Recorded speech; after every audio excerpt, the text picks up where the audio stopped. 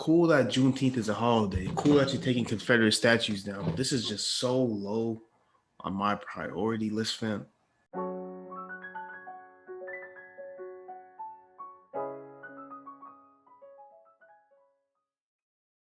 We live? We live. We live. Welcome back to the Opinion Factory podcast, the podcast for free thinkers and challenge seekers. Yes, sir. I'm Khelil. I'm Alex. And recently, over the past 2 months, Congress signed in a bill to make Juneteenth a federal holiday. For those who don't know what Juneteenth is, it's the day when all the enslaved people in America were freed, right? June 19th, 1865.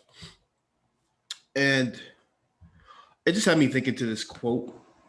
This is all following all the George Floyd stuff and all the stuff that happened during quarantine that highlights some of the social injustices in America and the problems that are wrong with the system. And it just got me thinking to this Malcolm X quote that I heard not too long ago.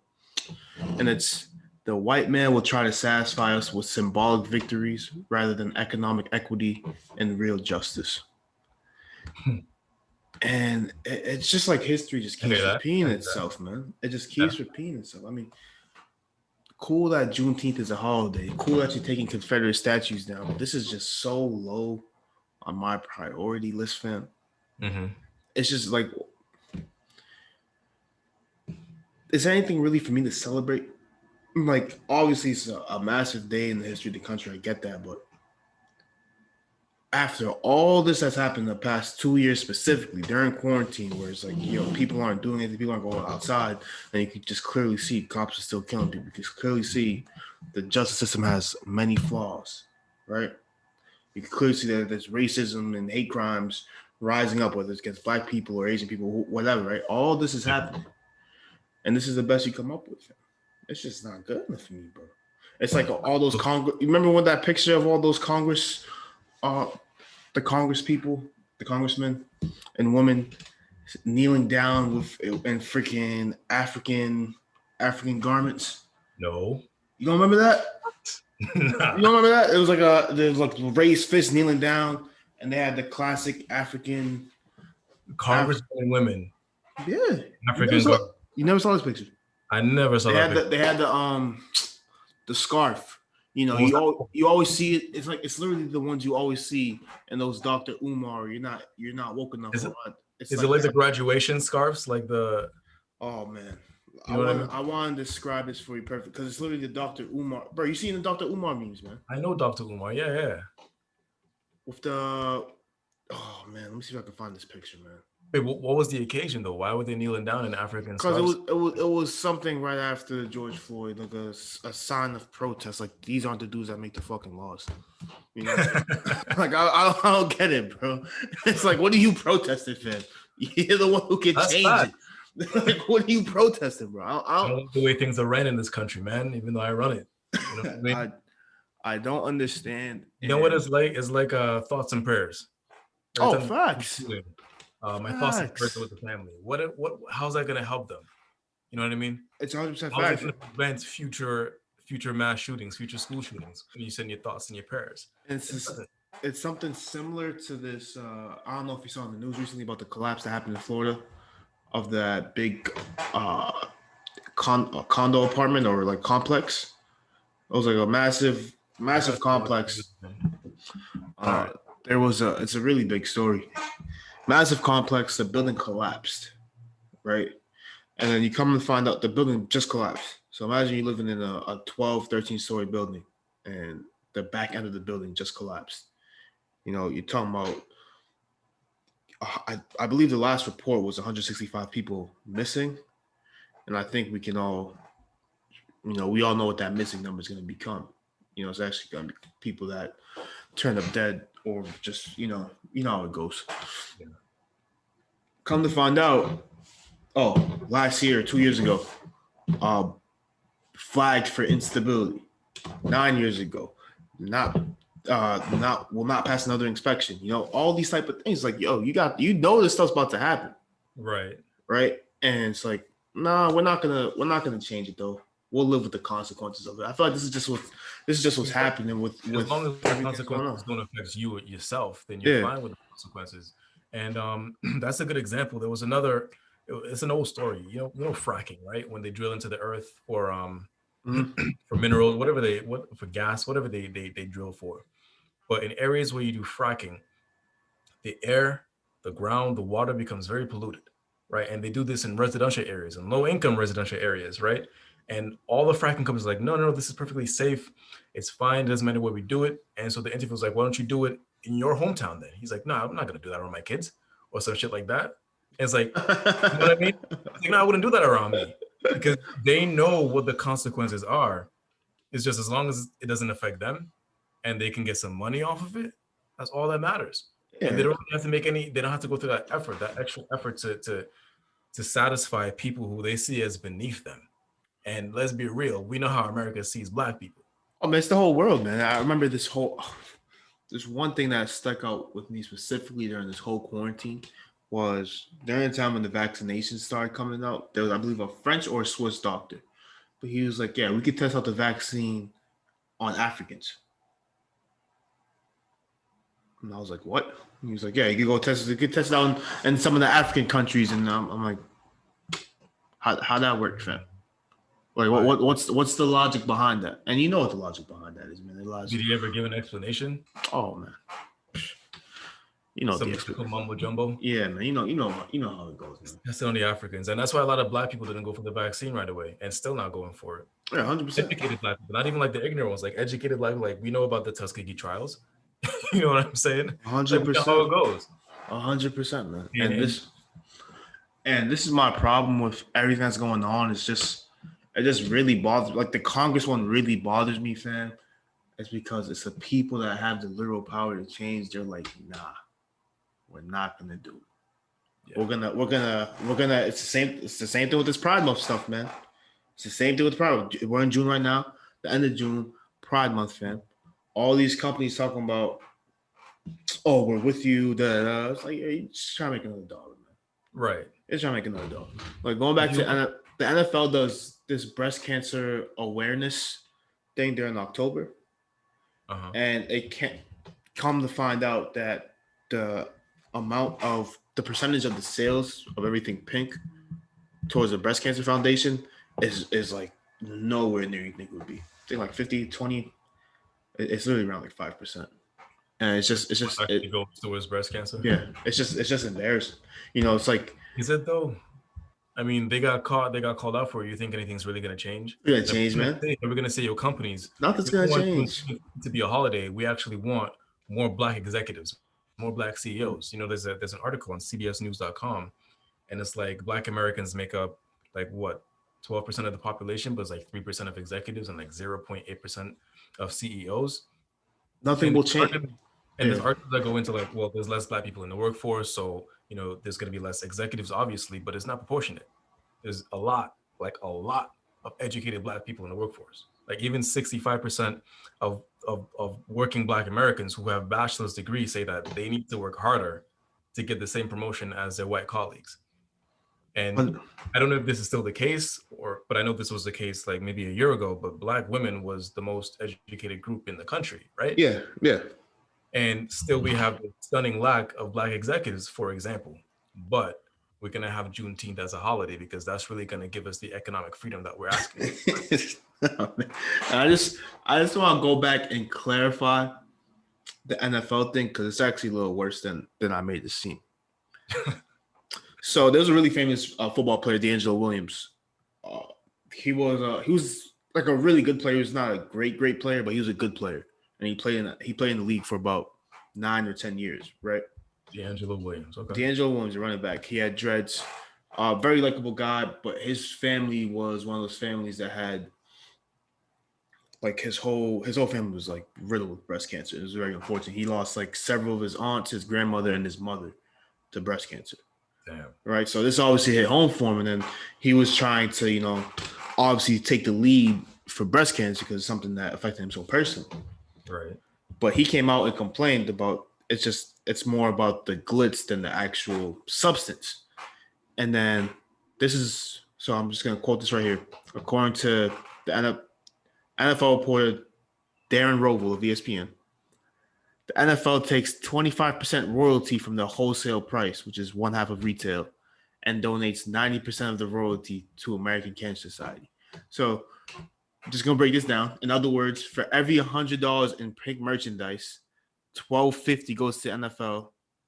Of that, $11.25 goes to the American Cancer Society, and the NFL keeps the rest. So I just want you to hear that. So Out outside of of the a book, hundred, the a NFL hundred, is getting that, right? out of $100, $11.25 goes to the Cancer Society. $12.50 goes to NFL. The remaining money is then divided up by the company that makes the merchandise. So whoever's selling the merchandise, whatever, Right. Adidas, Nike, whatever. And then, which is often the individual NFL teams. So And I you know what I'm saying? this is why I never donate to any charity or organization at the grocery store. Bro, would you like to donate $1? The grocery store one I hate the most. No, bro. no, I hate the one the most, bro. Because you know what? If Stop and Shop cared about children, Stop and Shop would donate money to that hospital. They wouldn't be asking me to donate money to that hospital. You know what I mean? Like, it's really that simple. And even from the money that I'm giving you, not even all of it's gonna go to the hospital. So what's the point? You will never catch me saying yes when they ask me, do you want to donate to ever. It just baffles me, man. It baffles me. And as I think forward, like, I don't want to say no to all charities, right? I don't want to say other ways to donate rather than the grocery store. I'm saying I would never donate it at that level. I would actually go to their website and make that donation. 100%. But this whole, we have the power, I won't do anything, you do something. And I'm gonna like I'm doing it, even though you're doing it. Well, I'm making all the profit, or 90% of the profit. I hate it, fam. 87% of the profit. Like, I really hate it. I don't know what to do about it, but it's just something that I want more people to generally be aware of, right? You think you're doing the great thing, donating that 19, your bill comes out to $9.81, so you're gonna donate that 19 cents to make it $10. That 19 cents, like 2% of that's going to the charity, fam. Yeah. You know, it's like what happens. Like, oh, I'm supporting breast cancer by buying my favorite NFL team's pink jersey or pink headband. No. It's like, fam. You're actually not. If you just if that's your intention, you know, I guess no help is better. I guess some help is better than no help. Right. But yes, some help can be delivered way more meaningfully. Right. And you can still get that pink gear that you want. And at the same time, not being exploited is still better than being exploited, because that's what this is. Oh, facts. It's just I'm just sick of it, man. I'm sick of this Juneteenth, man. I'm sick of looking at Black people getting the short end of the stick. I'm sick of thinking about all the other places that got reparations, you know, but then you go down to all these broken down communities in the poorest areas of the country that are Black, and then it's like, oh, hey, man, y'all on your own, man. Y'all right. No, it's not our fault. It's because of Black on Black violence. We do. Yeah, man. You got to pick yourself up from your bush. You know, I was actually reading something that was very interesting, and I want to link it, but it's going to be a topic for another day. Right. So I was browsing Reddit, and I was on this subreddit called Ask Social Science, and they were breaking down differences because this guy came in with a seemingly very valid question about how come crime in poor white neighborhoods is less than crime in poor Black neighborhoods. You know, and people could try to tie it to like the cultural things like rap music and you know, inherent Black people being violent, whatever. But it actually came down to a lot of it being community centered, right? That poor white people usually live around wealthy, like they usually live on the outskirts of wealthy white people, and that community center is stronger. Okay. So there's less crime. So they have more assistance, basically. Not more assistance, but just the things that they're exposed to aren't necessarily the same as the Black people are exposed to. Like it's not even fast food restaurants. Yeah, like comparing it to a poor Black neighborhood is not even comparable. You know, so while it's still poor, still poverty, whatever, the amount of community you have and the resources you have for community in a poor white neighborhood is so much greater than a poor Black neighborhood. And instead of doing things to So the schools are better, the hospitals are better. exactly, right. And instead of doing things to address those problems, you get troped with tired narratives of black on black crime and no justice or no equity, like Malcolm X was saying, for these poor black communities. Right. But then make Juneteenth a holiday. Like, come on, bro. I'm Right. tired of that shit, man. I'm tired of it. Like, I'm really tired of it. I'm not gonna celebrate. Like, I'm not gonna make it. Oh, Juneteenth, it's a day now. Like, I'm not gonna be one of those dudes that's gonna be like happy that Juneteenth's a holiday. I don't care about that. I really don't care about that. What's a good alternative then? Let's give these people some ideas, right? Because I don't think they know. They know how to make this. They do know, but at the same time, like, I'm not saying it's not wrong, but I don't want to waste any time talking about Juneteenth or Confederate statues, right? Yo, it's wrong. Take the Confederate statues down, period. I'm not going to any back and forth debate about Confederate statues, though. You want to keep your statues up so bad? Go ahead. I got more meaningful shit that we need to address as a country, so we'll come here and talk about it. You had that discussion about white Jesus. I don't know if you remember that. I remember. He's like, I don't want to talk about that. Like, cool. You Jesus could be white, black, Asian, Latino. I don't care, fam. But my argument in that episode that symbolism matters, right? The symbolism does matter. It does matter. I'm not saying symbolism does not matter. It is important and it does affect you, especially subconsciously at a lot of different levels, like whiteness being inherently good and blackness being inherently bad. Even though some guy that was born in the Middle East is as pale as a guy from Denmark. I don't understand how that works. Yeah. But that does matter. That does matter, right? But more importantly, like what matters is addressing the issues of these communities are broken. Always gonna let them stay broken, right? Or we just celebrate for an extra day in their broken state. Yeah, and then we'll be like, hey, we gave y'all this holiday. That should fix all the problems, fam. Now yo, Khelil, that poor part of Brockton is gonna be good now because they made Juneteenth a holiday. Yeah. And now look how much we care about y'all. You know what I'm saying? Like clearly you can't say that America is racist because Juneteenth is a holiday. Mm-hmm. Clearly America loves Juneteenth and black people, right? Like it gotta be better. I don't want anyone to be celebrating this as a victory. It's empty. It's really an empty gesture. It might as well say thoughts and prayers to y'all. Facts. That's really all it is. I agree perfectly with that. Empty is the perfect word for it. Empty is the perfect word for it, actually, man. It's just there's no bone. There's no bone to it.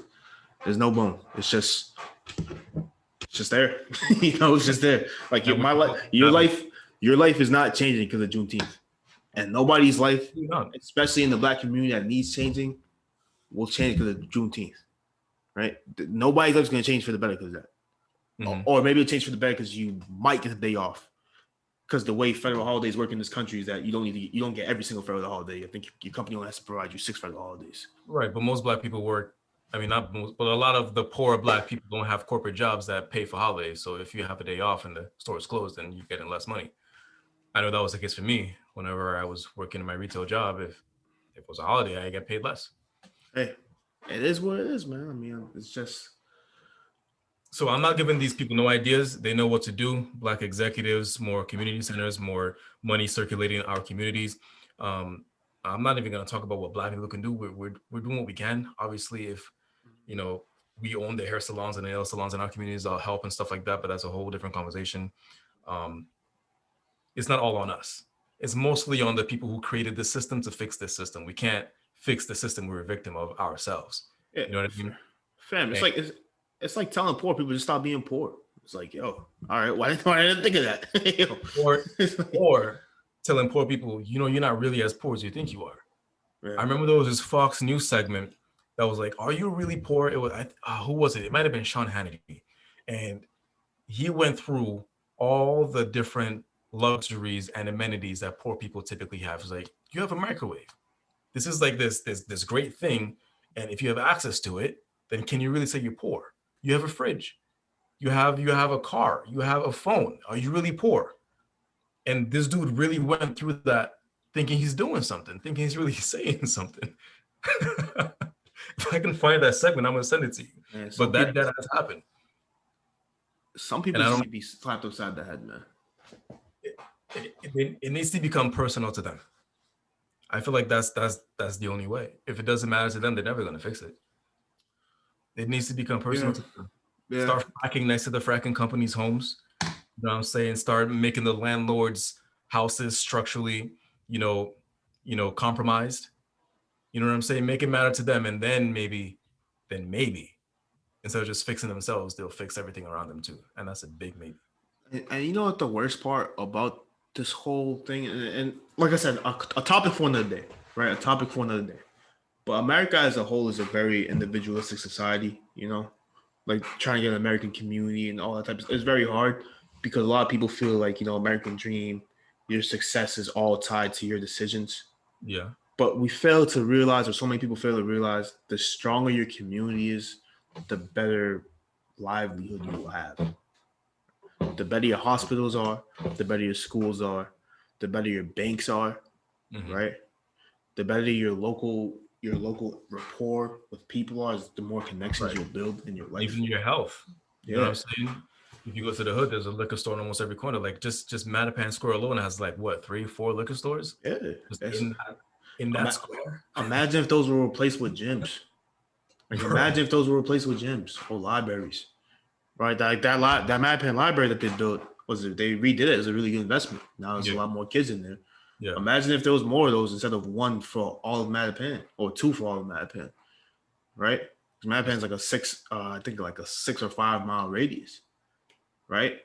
Imagine if there was more gym than a Planet Fitness there, fam. Yeah, that one Planet Fitness on River Right? Street. I like to use Mattapan as an example. Mattapan doesn't even have a Y. It doesn't have a YMCA. Oh, The closest Y is either High Park, or Roxbury, or Dorchester. There's not even a Y in Mattapan. They don't have a Boys and Girls Club. Nah, the nearest Boys and Girls Club is in Dorchester. Yeah, it's on Talbot Ave. So I like that you brought up that example, right? When the community has better resources for their people, the individual benefits from that as well as the community. And I wish more Americans just realized that. But like I said, a topic for another day, man. All right. Let us know what you guys think. Juneteenth declared a holiday. Does it matter to you? The answer is no. What should be the question? Like, you know what? Like what can we do to get these people to stop sending their thoughts and prayers and making their empty gestures towards us? Like, at this point, nothing's gonna be done until, like I said, I think until we make it personal for them. Something drastic needs to happen. Yeah. What do you think our options are as the Black community in our limited position right now? What do you think 100%. Our options are? Yeah. Opinion Factory Podcast, sponsor Apple or YouTube, wherever you listen to your podcast. If you like the video, give it a thumbs up. Subscribe to the channel. Share with your friends, family, and we will see y'all next week.